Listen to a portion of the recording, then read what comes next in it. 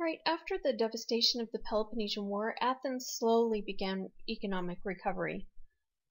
Country people left their ruined homes to live in the city. Many Athenian widows struggled after the war, and more women sought employment outside of the home. Small businesses rejuvenated the economy by engaging in trade and the sale of manufactured goods, and the destroyed long walls were rebuilt by 393 BCE, as was the navy. So things were getting better slowly. However, many workers continued to struggle to survive. Although daily life had been restored, most Athenian families earned only enough to clothe their families and survive on a meager diet. Barley bread, baked at small outdoor stands, provided food for most poor Athenians, and little meat was eaten by the poor.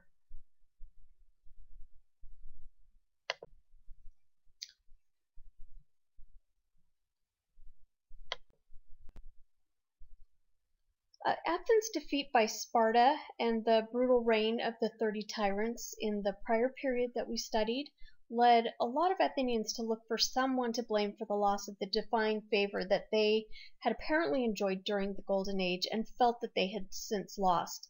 Citizens were angered by the amnesty given to the 30 tyrants, and they looked for other targets for their discontent. Socrates may have been chosen as a target because a student of his, Critias, was one of the most violent leaders of the tyrants, and some believed he had been corrupted specifically by Socrates' philosophy. So Socrates was charged with impiety and corrupting the youth in 399 BCE and tried by a jury of 501. And these were very serious charges at the time. The accusers charged Socrates with not believing in the gods, introducing new divinities, and luring young men away from Athenian moral traditions. He was found guilty in a close vote, and the jury chose the death penalty for Socrates, even though he was offered sort of a plea deal. He refused it. He refused to back down in his assertions that he was only doing what he felt was just. He was actually killed with a hemlock mixture, a poison. Many Athenians soon came to regret this punishment, though, and saw it as a tragic mistake and a severe blow to the city-state's reputation. Plato, who lived from about 429 to 348 BCE, was a follower of Socrates, and he was himself a philosopher as well, who came to oppose democracy after Socrates' execution. The death of Socrates profoundly affected Plato and changed the way that he thought about government and its role in people's lives. And he really came to believe that democracy was dangerous. He was initially an advisor to Dionysius, who was a tyrant of Syracuse, but Plato came to despair of direct involvement in politics as a result of that because, essentially he had gone to Syracuse to conduct an experiment in setting up a government ruled by a philosopher king, and it really had failed. Dionysius had just failed to live up to Plato's expectations. So instead, Plato turned to a life of private contemplation of the nature of reality. Around 386 BCE, he established the Academy in Athens, an informal association that studied philosophy, mathematics, and astronomy. And through the Academy, he attracted many intellectuals to Athens, and that continued to be the case for the next 900 years. So the Academy lasted for many, many centuries and was very influential. Plato had radical views on metaphysics, and he presented his ideas in dialogues, often featuring Socrates. He believed that moral qualities are universal. He believed they were unchanging and absolute. He used the term forms to describe the abstract, invariable, and ultimate realities of ethical qualities, which he believed were subjective in the human world but absolute in the ultimate reality. He also believed that immortal souls were distinct from bodies, a belief that we call dualism, and that souls possess pre-existing knowledge placed there by the gods. Plato urged people to seek order and purity in their souls by using rational thought to control irrational and harmful desires. Now, Plato's political ideas were presented in his dialogue Republic. This is his masterwork. and it described an ideal society with a hierarchy of three classes distinguished by their ability to recognize the forms.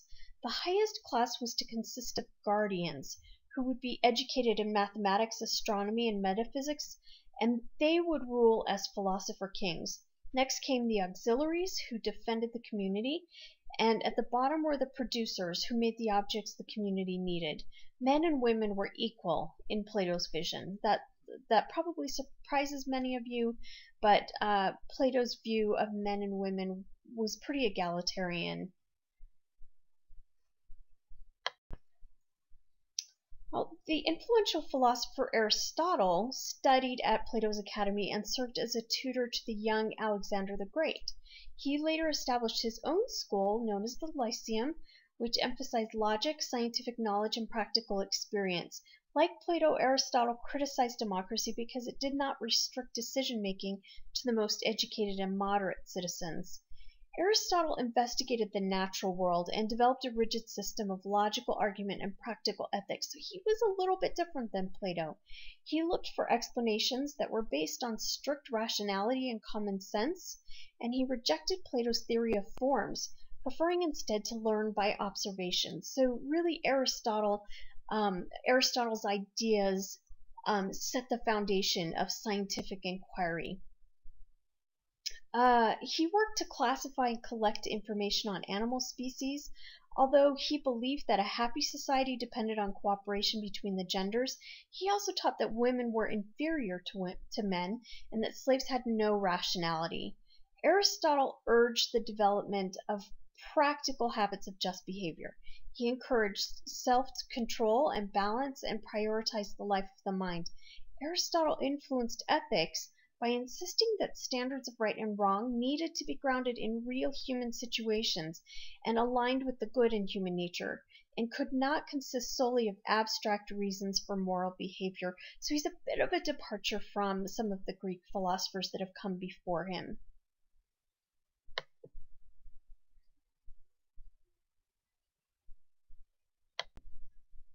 Now, when we look at these two images, what about them? Why are these coins such important clues to ancient civilization? Some things to think about is that coins survive. They traveled through commerce and were used to communicate to all people. Oftentimes coins can be found far away from where they originated.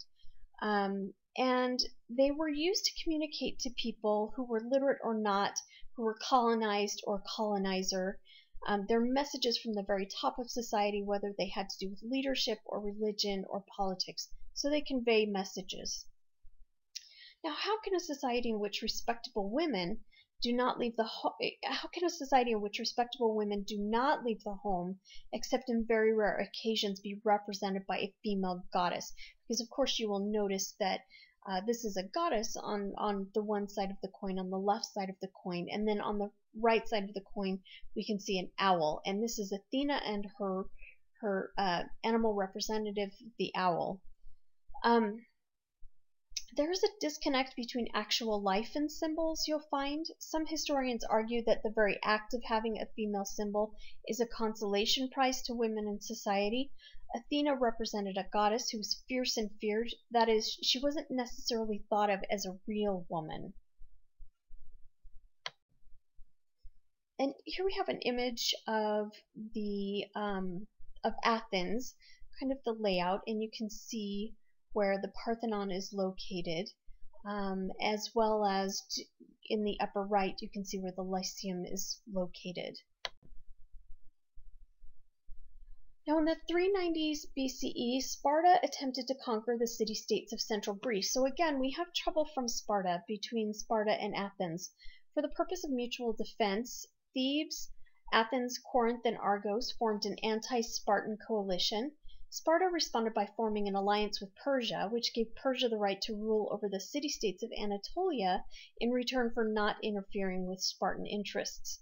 Now, Athens rebuilt their navy and the long walls and developed a more mobile and flexible land army. By 377 BCE, Athens had become the leader of another strong naval alliance, whose members insisted that their rights be respected. By the 370s BCE, Thebes had become a great power among the Greek states, having crushed a Spartan invasion and having freed many Spartan helots. The threat of rising Theban power led Athens and Sparta to ally and fight against Thebes together at the Battle of Mantinea in 362 BCE. Thebes was victorious, but they lost their best general in the battle, and no capable replacement could be found, so this was a serious blow.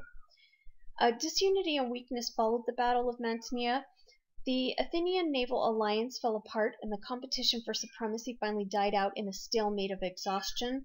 By the 350s BCE, no state had power except over its own territory, and the feudal fighting among city-states left them weakened and vulnerable.